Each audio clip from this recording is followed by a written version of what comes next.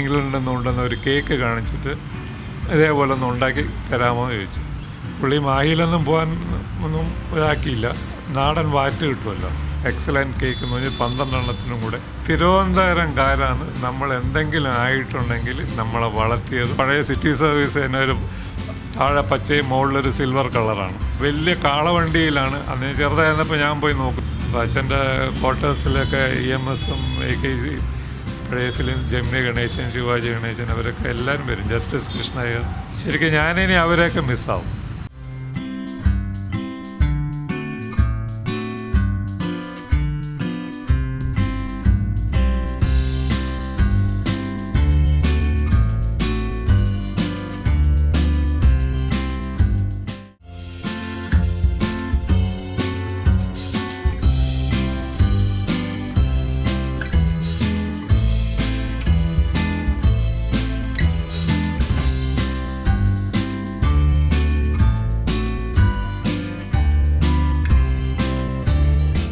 Christmas ആയതോടെ എല്ലാവരും cake വാങ്ങുന്ന ഓട്ടത്തിലായിരിക്കും. ഞാനിപ്പോൾ ഉള്ളത് തലസ്ഥാന നഗരത്തിൽ 84 വർഷമായി പ്രവർത്തിക്കുന്ന 1940 സ്ഥാപിച്ച ഒരു കേക്കിൻ്റെ അല്ലെങ്കിൽ ബേക്കറി കടയിലാണ്. പ്രേംനാഥ് സാറാണ് അതിൻ്റെ ഉടമ. നമുക്ക് അദ്ദേഹത്തോട് തന്നെ വിശേഷങ്ങളൊക്കെ ചോദിച്ചറിയാം. നമസ്കാരം. എല്ലാവരും ഇപ്പം ഈ ക്രിസ്മസിൻ്റെ ഒക്കെ കേക്ക് വാങ്ങുന്ന ഓട്ടത്തിലാണ്. 1940 ഒരു കട സ്ഥാപിച്ചു, ഇപ്പോഴും മുന്നോട്ട് കൊണ്ടുപോകുന്നു അല്ലേ? മുന്നോട്ട് കൊണ്ടുപോകുന്നത് വെച്ചാൽ ഇത് ഇനി അത് ബുദ്ധിമുട്ടാണ്. ഇതുകൊണ്ട് ഞാൻ ഈ ക്രിസ്മസ് ന്യൂ ഇയറും കഴിഞ്ഞ് ഇവിടെ വൈൻഡപ്പ് ചെയ്യാണ്. വഴുതക്കാട് കട കണ്ടിന്യൂ ചെയ്യും. ഹെൽത്ത് ഇഷ്യൂസ് ഉണ്ട്, അടുത്ത ജനറേഷന് താല്പര്യമില്ല, അങ്ങനത്തെ വിഷയങ്ങളൊക്കെ ഉണ്ട്. ഇപ്പം എനിക്ക് തോന്നുന്നു അറിയാവുന്ന പ്രായം മുതൽ തന്നെ ഈ ഒരു കടയുമായി ബന്ധപ്പെട്ട് പ്രവർത്തിക്കുന്ന ആളല്ലേ? ഞാൻ അച്ഛൻ പെട്ടെന്ന് മരിച്ചപ്പോൾ എനിക്ക് 20 വയസ്സാണ്. അപ്പം അങ്ങനെ ഞാൻ ബിസിനസ്സിൽ വന്നതാണ്. താല്പര്യപ്പെട്ട് വന്നതൊന്നുമല്ല. പക്ഷെ എന്നാലും വന്നതിൽ എനിക്ക് അതിൽ യാതൊരു വിഷമവുമില്ല. കുറേ കൂടുതൽ റെക്കഗ്നീഷനുണ്ട്. വേറെ എവിടെ എന്ത് പണിക്ക് പോയാലും ഇപ്പം തന്നെ 48 കൊല്ലമായി ബിസിനസ്സിൽ. വേറെ ഒന്നിലും അത്രയും സർവീസ് കിട്ടില്ല. ഒരു 2 കൊല്ലം കൂടെ ചെയ്തിട്ട് മതിയാക്കണം എന്ന് വിചാരിക്കുന്നു. ഞാൻ റിട്ടയർ ചെയ്യണമെന്ന് വിചാരിക്കുന്നു. 2 കൊല്ലം 50 കൊല്ലം കംപ്ലീറ്റ് ചെയ്യാം. ഈ മാർക്കറ്റിൽ ഇപ്പോൾ ഒരുപാട് ടൈപ്പ് കേക്കുകളൊക്കെ കിട്ടാറുണ്ട്. പക്ഷേ ഇപ്പോഴും ഈ ശാന്താസ് ബേക്കറി എന്ന് പറയുമ്പോൾ ഒരു പേരുണ്ട്. എങ്ങനെയാണ് അത് ഇത്രയും കാലം നിലനിർത്താൻ കഴിഞ്ഞത്? ചിലപ്പോൾ അത് നമ്മളെ ക്വാളിറ്റീൻ്റെ ഇതായിരിക്കാം. പിന്നെ ആൾക്കാർക്കൊരു വിശ്വാസമുണ്ട്.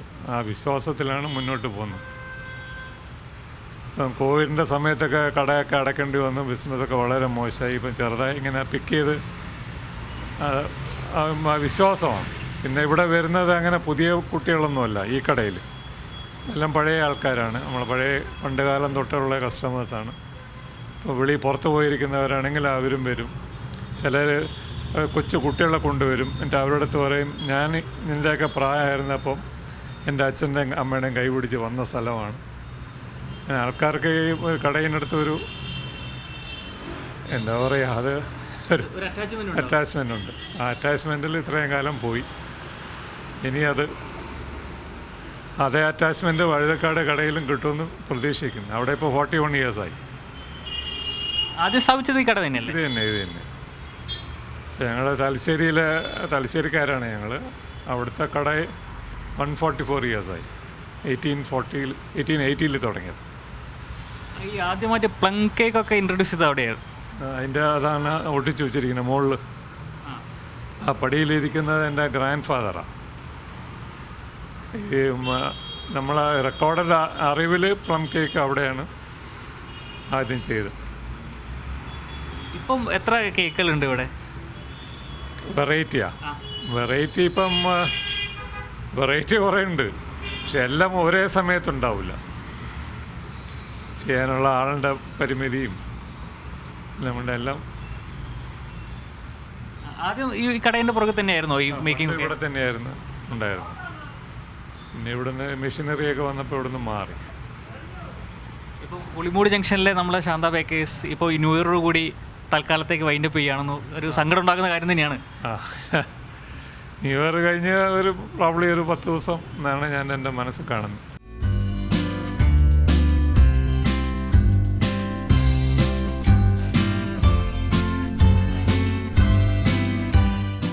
ഏറ്റവും കൂടുതൽ ഓർമ്മകൾ എങ്ങനെയാണ് ഈ തുറക്കം മുതലുള്ള?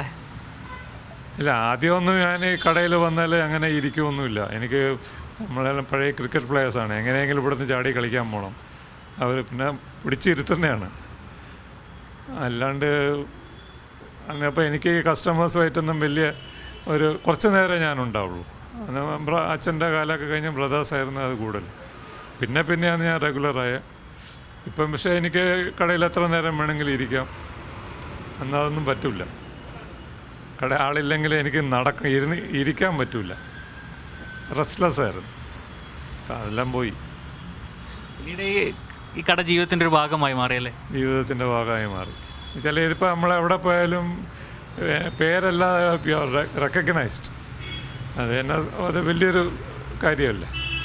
നമ്മളിപ്പം ഈവൻ ട്രെയിനിൽ നാട്ടിലൊക്കെ പോകുമ്പോൾ ട്രെയിനിലുള്ള കാണുമ്പോൾ സ്റ്റേഷൻ തിയേറ്ററിൽ പോകുമ്പോൾ ആൾക്കാർ പറയുന്നത് നമുക്ക് കേൾക്കാം, ശാന്ത ബേക്കറി. അതൊരു വലിയൊരു ഇതാണെന്നാണ് എനിക്ക് തോന്നുന്നത്. തലസ്ഥാനത്തിൻ്റെ ഒരു ഹിസ്റ്റോറിക് ഒരു മൈൽ സ്റ്റോൺ നമുക്ക് പറയാമല്ലേ? ഈ ട്രിവാൻഡ്രത്തിൻ്റെ ഹിസ്റ്ററി എടുക്കുകയാണെങ്കിൽ ഈ ശാന്ത ബേക്കറി അവർ ഇൻക്ലൂഡ് എന്തായാലും ചെയ്യണം. ഞാൻ പലപ്പോഴും പേർക്ക് ഈ ഡബിൾ ഡെക്കർ ഇപ്പോൾ പോവില്ലേ ടൂറിസത്തിൻ്റെ, അവരിവിടെ നിർത്തിയിട്ട് ഇതാ പഴയൊരു കട എന്ന് പറഞ്ഞ് കാണിച്ചു കൊടുക്കണമെന്ന് പറയണം. ഒരേ സ്ഥലത്ത് ഒരേ മാനേജ്മെൻറ്റിൽ 84 ഇയേഴ്സ് കംപ്ലീറ്റ് ചെയ്ത സ്ഥാപനങ്ങൾ കേരളത്തിൽ തന്നെ കുറവായിരിക്കും. വളരെ ചുരുക്കമാണല്ലോ. ഒരു സെയിം സ്ഥലമാണ്. അതിനൊരു വിരാമം വരുന്നു. വിഷമമുണ്ട്, പക്ഷെ നിവൃത്തിയില്ല.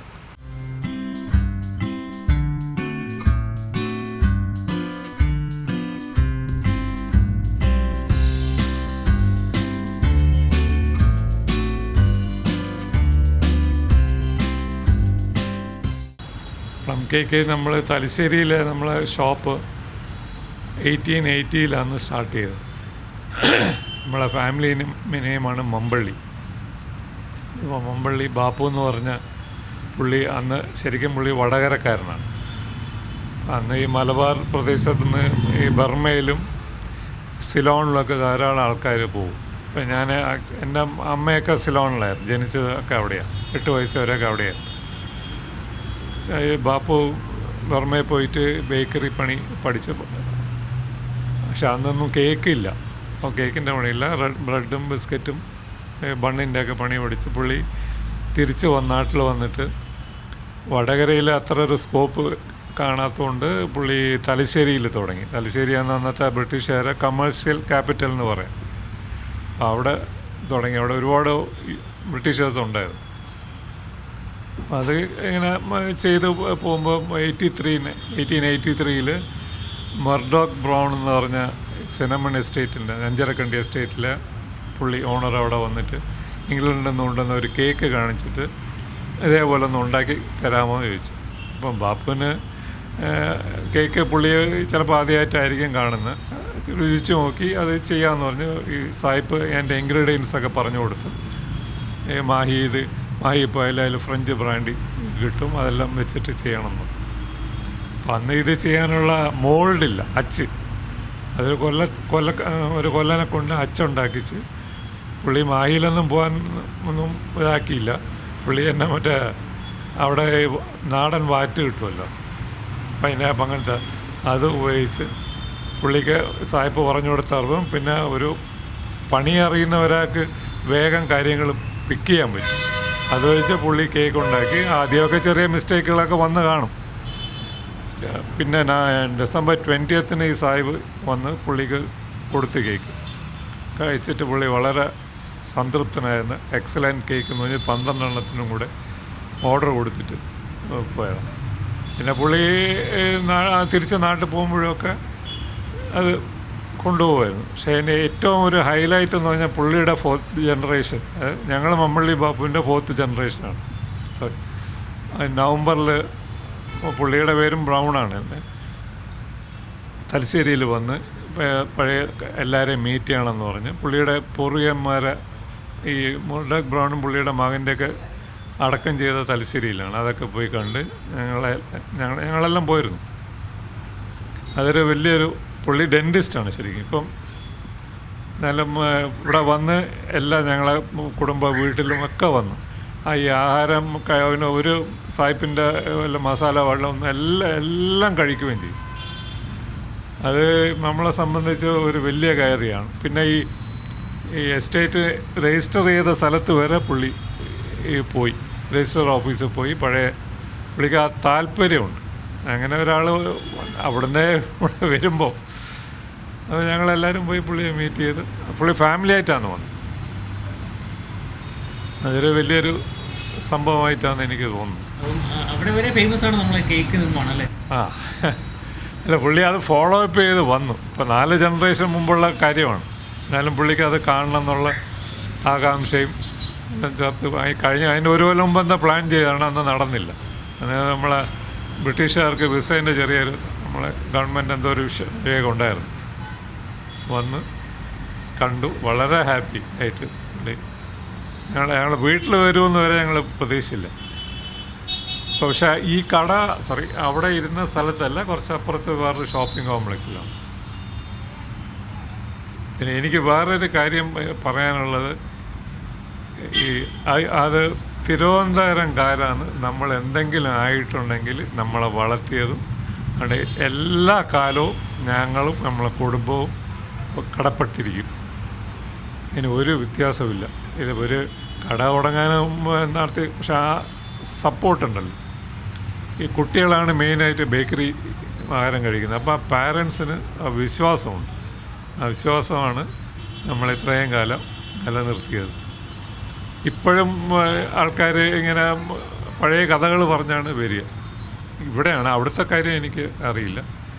ഇവിടെ പിന്നെ നമ്മൾ ഈ ഗവൺമെൻറ് ഓഫീസുകൾ ഇതെല്ലാം നമ്മളായിട്ടുള്ള, പിന്നെ പണ്ട് അച്ഛന് മലബാർ അന്നൊക്കെ മലബാറില്ല, കേരള അല്ല, മദ്രാസ് പ്രസിഡൻസിയാണ്. അവിടെ അവർ ഇവിടെ വന്ന് കേരള സ്റ്റേറ്റ് ഫോം ചെയ്തപ്പോൾ ഒരുപാട് മലബാറുകാർ ട്രിവാൻഡ്രത്തേക്ക് ഓപ്റ്റ് ചെയ്ത്. അവരൊക്കെ ഒരു മലബാറുകാരെന്നുള്ള അച്ഛൻ്റെ അടുത്ത് വന്നാണ് എല്ലാം ചോദിക്കുകയും വീട് വാടകയ്ക്ക് എടുക്കാനും അങ്ങനെയൊക്കെ. ഇപ്പോൾ ഒരു അഡ്രസ്സ് വേണമല്ലോ, പെട്ടെന്ന് അവിടെ നിന്ന് വന്നവരാക്കുന്ന ആരും വീട് കൊടുക്കില്ലല്ലോ. അപ്പം അവരും വളർത്തി. അവിടെ ബേക്കറി കൾച്ചർ കുറേയും കൂടെ കൂടുതലായിരുന്നു. ഇവിടെ അത്രയും ബേക്കറി കൾച്ചർ ആ കാലത്തില്ല. പിന്നീടാണ് എല്ലാം മാറി. ഇപ്പം വലിയ ലെവലിലായി. നമ്മളൊരിക്കലും കാണാത്തത്, പ്രതീക്ഷിക്കാത്ത ലെവലിലെത്തി. അതിങ്ങനെ മാറി വരും. ഇനി മുമ്പോട്ടേ പോവുള്ളൂ. ബേക്കറിയിൽ ഇന്നോവേഷനും എക്സ്പെരിമെൻറ്റുകളും എല്ലാം.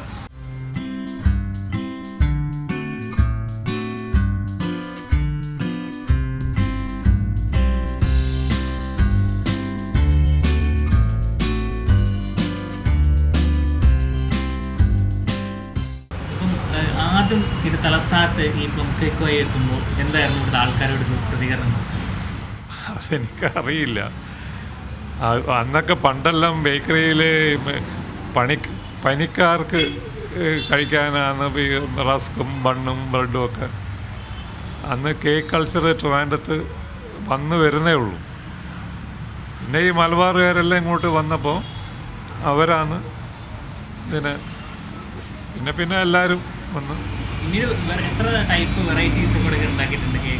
കേക്കിൻ്റെ വെറൈറ്റി നമ്മൾ ചോദിക്കുകയാണെങ്കിൽ 50 വെറൈറ്റി 50-60 വെറൈറ്റികളുണ്ടായി. പക്ഷേ എല്ലാം കോവിഡ് വന്നപ്പോൾ എല്ലാം നിർത്തേണ്ടി വന്നില്ല. ഏറ്റവും ആൾക്കാർ കൂടുതൽ വാങ്ങിക്കൊണ്ടിരുന്നത് കേക്കായിരുന്നു. നമുക്ക് ഏറ്റവും കൂടുതൽ പോകുന്നത് പ്ലം കേക്കും ടീ റസ്കുമാണ്. ടീ റസ്ക് എന്ന് പറഞ്ഞിട്ട് അത് രണ്ടുമാണ് നമുക്ക് ഏറ്റവും അധികം പോവുക. പിന്നെ ബ്രെഡും പഫ്സും. ഇപ്പോൾ നമ്മളെ കട്ട്ലറ്റ്സിനൊക്കെ നല്ല ഇതാണ്. ഈ പഴയ കാലത്തിൽ തിരുവനന്തപുരം നഗരത്തിൻ്റെ ഒരു ഓർമ്മകൾ എങ്ങനെയാണ്? പണ്ടത്തെ കാലത്ത് ഓർമ്മ എന്ന് പറഞ്ഞാൽ പഴയ സിറ്റി സർവീസ് തന്നെ ഒരു താഴെ പച്ചയും മുകളിലൊരു സിൽവർ കളറാണ്. ഇവിടെ ഒരു ബസ് സ്റ്റോപ്പ് ഉണ്ടായിരുന്നു. 6 പൈസയാണ് ടിക്കറ്റ്. നമ്മൾ അങ്ങോട്ടൊക്കെ പോകണമെങ്കിൽ ഈ സ്പോട്ട് പോകണമെങ്കിൽ 6 പൈസ കൊടുത്താൽ മതി. പിന്നെ ഈ പുളിമൂട് തന്നെ വലിയൊരു ഇതുണ്ടായിരുന്നു, പുളി. പിന്നെ നല്ലൊരു ബിൽഡിംഗ് ഉണ്ടായിരുന്നു പോസ്റ്റ് ഓഫീസിൻ്റെ. അതിനെ അവർ ഇടിച്ച് ഇപ്പോൾ ഒരു കാറ്റ് പോലും കയറാത്തൊരു സാധനം ഉണ്ടാക്കി വെച്ചിട്ട്. നോർത്ത് ഇന്ത്യക്കാർ ചെയ്ത് കെട്ടിയായിരിക്കും. പക്ഷേ അത് നല്ലൊരു ഹെറിറ്റേജ് ബിൽഡിംഗ് ആയിരുന്നു. എവിടെയെങ്കിലും ആരുടെയെങ്കിലും അതിൻ്റെ ഫോട്ടോ കാണും. പുളിമൂട്ടിൽ അതാ. പിന്നെ ഇവിടെ ഒരുപാട് കടകളുണ്ടായിരുന്ന പലതും നിന്നുപോയി. അടുത്ത നമ്മൾ ഇങ്ങനെ തലസ്ഥാന നഗരത്തിൻ്റെ വികസനം എന്താ പറയുക, ഓരോ ഘട്ടത്തിലും കണ്ട ഒരാളാണല്ലേ? പണ്ട് നമ്മൾ രാവിലെയും വൈകുന്നേരവും ഈ കോർപ്പറേഷൻ്റെ വണ്ടിയുണ്ട്, ടാങ്കർ, അതിൻ്റെ ബാക്ക് ബമ്പറിൻ്റെ മേലെ ഓട്ടയുള്ള, അപ്പോൾ അതിങ്ങനെ പോകുമ്പോൾ വെള്ളം ഈ റോഡിലെല്ലാം വീഴും. എന്നിട്ട് ഉടനെ ഇമ്മീഡിയറ്റ് ആയിട്ട് തൂത്ത് പോവുകയാണ്. പക്ഷെ അന്ന് വെഹിക്കിൾസ് കുറവാണ്, അത് പണി ചെയ്യാൻ പറ്റും. ഇപ്പം എവിടെ ചെയ്യാനാണ്? പിന്നെ എല്ലാം ഈ വലിയ കാളവണ്ടിയിലാണ്. അന്ന് ചെറുതായിരുന്നപ്പോൾ ഞാൻ പോയി നോക്കും, വേസ്റ്റ് എടുക്കാൻ വരുന്ന വലിയ സൈസുള്ള കാളവണ്ടിയാണ്. 2 ദിവസത്തിലൊരിക്കലും ആ ദിവസം എന്തോ വരും അത്. തിരുവനന്തപുരം ശരിക്കും ആദ്യം എമർജൻസിക്ക് ശേഷം ഡെവലപ്പ് ചെയ്തൊരു സ്ഥലം എനിക്ക് എൻ്റെ കാഴ്ചപ്പാടുള്ളൂ. മറ്റൊരു വില്ലേജിൻ്റെ ഒരു അറ്റ്മോസ്ഫിയർ, ഒരു ടൗണും സിറ്റി ആയിട്ട് വളർന്നത് എനിക്ക് തോന്നുന്നത് എമർജൻസിക്ക് ശേഷം. VSSC വന്നതും വലിയൊരു പാർട്ടായിൽ എല്ലാവരും വരും. എന്നുവെച്ചാൽ അച്ഛനും കുറച്ച് രാഷ്ട്രീയമൊക്കെ ഉണ്ടായിരുന്ന ആളാണ്. അച്ഛൻ ശരിക്കും പറഞ്ഞാൽ ടിമ്പർ ഡിപ്പാർട്ട്മെൻറ്റിലായിരുന്നു, ബ്രിട്ടീഷുകാരുടെ കീഴിലായിരുന്നു. അപ്പോൾ അച്ഛൻ്റെ ക്വാർട്ടേഴ്സിലൊക്കെ EMSഉം AKG ഒക്കെ അവരെയൊക്കെ വിളിച്ച് താമസിപ്പിക്കുക, അതിനുള്ള സൗകര്യങ്ങളും അതൊക്കെ ചെയ്തു കൊടുത്തിട്ടുണ്ട്. അപ്പോൾ അതൊക്കെ പിന്നീടൊക്കെ അവരൊക്കെ വരുമ്പോൾ അവരെല്ലാവരും ഇവിടെ വരും. പഴയ ഫിലിം ജമിനി ഗണേശൻ, ശിവാജി ഗണേശൻ, അവരൊക്കെ എല്ലാവരും വരും. ജസ്റ്റിസ് കൃഷ്ണയ്യർ, രാഘവൻ മാസ്റ്റർ, നീലക്കുയില്ല, പാടിയ അബ്ദുൽ ഖാദർ. അച്ഛന് പ്രാവിൻ്റെ ഇതും ഉണ്ടായിരുന്നു. ഈ അബ്ദുൽ ഖാദറൊക്കെ പ്രാവിൻ്റെ ആൾക്കാർ. പുള്ളിയൊക്കെ വീട്ടിൽ വരും. ഏതാ? അന്നൊക്കെ ഞാൻ ചെറുതല്ല. ഞാൻ പോയിട്ട് അച്ഛനോട് പറയും, അച്ഛ അത്ഭുത ഖാദർ വന്നിട്ട്. എനിക്ക് അബ്ദുൽ ഖാദർ എന്ന് പറയാൻ കിട്ടില്ല. അത്ഭുത ഖാദർ വന്നിട്ട് ശരിക്കും അന്നൊരു അത്ഭുതം തന്നെയാണ് പുള്ളി. പിന്നെ പൊതുവേ നമ്മളെ കുടുംബത്തിലുള്ള ഒരു ശീലമാണ്, എല്ലാവർക്കും ഉള്ളതാണ് പഴയ പാട്ടിനോടുള്ള കമ്പം. ഹിന്ദിയും മലയാളം പഴയ പാട്ടുകൾ, ഈ സൈകൾ ഭയങ്കര ആ ലെവലോട്ട് അങ്ങോട്ട്. അച്ഛനൊക്കെ ഒരുപാട് റെക്കോർഡ്സ് ഉണ്ടായിരുന്നു. അപ്പോൾ അച്ഛനെല്ലാം കേൾക്കും, കർണാട്ടിക് മ്യൂസിക് എല്ലാം. ഞാനന്ന് റെക്കോർഡ് വെച്ച് കൊടുക്കും. അവസാനം മുത്തുസ്വാമി ദീക്ഷിതരെ ഒരു റെക്കോർഡുണ്ട്, നാദബിന്ദുക്കൾ. അതാണ് അവസാനം വെക്കും. പക്ഷെ പറയുന്നത് അത് കേട്ടൻ, ഈ ഫങ്ഷൻ കഴിഞ്ഞിട്ട് കേട്ടൻ ഇടുമ്പം ഹാർമോണിസ്റ്റായിരുന്നു പുള്ളി. കലാകാരൻ കൂടിയായിരുന്നു. കലയെ സ്നേഹിക്കുന്നവരാണ് നമ്മൾ. എൻ്റെ സൗണ്ട് കേട്ടാൽ എനിക്ക് പാടാൻ പറ്റുമോ? പക്ഷെ എനിക്ക് പാട്ട് ആസ്വദിക്കുന്ന ആളാണ്, വളരെയധികം ആസ്വദിക്കും. കൃഷ്ണൻ, PM കൃഷ്ണൻ. പക്ഷെ ഇപ്പോഴും എനിക്ക് ആ പേരിൽ, ഇപ്പം അച്ഛൻ്റെ കൂടെയുള്ള പലരും മരിച്ചുപോയി, പിന്നെ വയ്യാത്തവരുണ്ട്. അച്ഛനിപ്പം ഉണ്ടായിരുന്നെങ്കിൽ എത്ര വയസ്സുണ്ടാകുമായിരുന്നു? 24, 48, 106 വയസ്സാകുമ്പോൾ കാണും. പക്ഷെ ഈ പേര് നമുക്ക് വളരെ പല സ്ഥലത്തും അത് ഉപയോഗപ്രദമാണ്. ഈ കടേൻ്റെ പേരും ഇപ്പം അച്ഛനെ അറിയുന്നവരൊക്കെ കുറേ ആരും ഉണ്ടാവില്ല, വളരെ കുറവായിരിക്കും. ഒരു കാലഘട്ടത്തിൽ തിരുവനന്തപുരത്ത് ഐഡന്റിറ്റി എന്ന് പറയാവുന്ന ഒരു സ്ഥാപനം നടത്തിയവരാണ് അല്ലേ? ഒരു കാലത്ത് പ്രത്യേകിച്ച് മലബാറുകാരുടെ ഇടയിൽ അവർ, പിന്നെ സർക്കസുകാർ വരുമല്ലോ. സർക്കസുകാർ വരുമ്പോൾ അവരും തലശ്ശേരിക്കാരല്ലേ. അപ്പോൾ അവിടെ വന്ന് അച്ഛനാണ് ഈ ലൈസൻസ് അങ്ങനത്തെ കാര്യങ്ങളെല്ലാം ചെയ്യാനും ഒക്കെ സഹായിക്കുന്നു. അച്ഛൻ പോയി എടുക്കുന്നതല്ല, ആരെ കാണണം, എന്ത് കാണണം എന്നുള്ളതൊക്കെ. ആദ്യമായിട്ട് സർക്കസുകാർ വരുമ്പോൾ അവർക്ക് അങ്ങനത്തെ ഇതൊക്കെ ചെയ്യും. എന്നിട്ട് സർക്കസ് കാണാൻ പോകുമ്പം അച്ഛൻ നമ്മളവിടെ വരില്ല. അമ്മയും നമ്മൾ 4 മക്കളും വന്ന് പോവാം. അതിന് അച്ഛൻ ഒരു റീസൺ എന്ന് വെച്ചാൽ അച്ഛനെ കണ്ട അവർ ടിക്കറ്റ് എടുക്കാൻ സമ്മതിക്കില്ല. അപ്പോൾ അത് അച്ഛന് ഇഷ്ടമല്ല.